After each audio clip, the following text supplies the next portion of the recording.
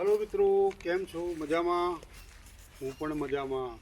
आजे मित्रों आपणे थोड़ीक आयुर्वेदिक विषय मीठा લીમડાની વાત કરવાની છે અને મીઠો લીમડો હું તમને બતાવીશ।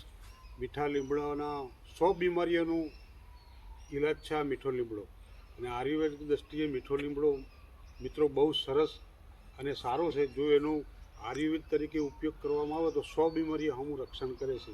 જોઈ લો મિત્રો, આ મીઠો લીમડો છે। આ મીઠા લીમડાના પાન છે। મીઠા લીમડાના પાન છે। આ મીઠો લીમડો આપણે કઢી પત્તા કહેવાય એને દેશી ભાષામાં। આ શાકમાં, દાળમાં, કઢીમાં બધે ઉપયોગમાં આવે છે। મિત્રો, આ મીઠો લીમડાનો જે પાન છે એને જો પાવડર કરી અને સૂકવીને પાવડર કરી અને એને ગરમ પાણી સાથે લેવામાં આવે તો મિત્રો આયુર્વેદ એવું કહે છે કે ડાયાબિટીસ, પછી આ કોલેસ્ટ્રોલ, પછી વજન ઘટાડવામાં એવા ઘણા બધા પ્રકારના રોગ। આપણે આનો કોઈ ખાસ ઉપયોગ કરતા નથી એટલે આ મીઠા લીમડાને આપણને જ્ઞાન નથી। એટલે આજે હું આ મીઠા લીમડા વિશે તમને થોડુંક માહિતી આપવાનો છું। દેખો મિત્રો, અમારા હાથમાં છે એ મીઠો લીમડો છે અને મીઠો લીમડાનો પાન કહેવાય। આ પાનના અનેક ફાયદા છે। આ પાનમાંથી ઘણી દેશી દવાઓ બને છે અને આ ખરેખર હું તો એમ કહું છું કે દિવસમાં એકવાર આ મીઠા લીમડાના 2-3 પાન ચાવવા જરૂરી જ છે।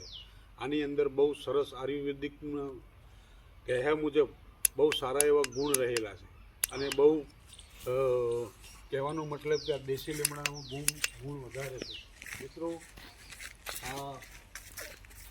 આને તમે ચોમાસાની અંદર કે ગમે તે ઋતુની અંદર આનું બી વાવો ને તો બી ઉગી જાય અને આનું એકવાર ઉગાય પછી બહુ ઘણા બધા વિસ્તારમાં ફેલાતો હોય છે અને એનો મોટો થતો હોય છે।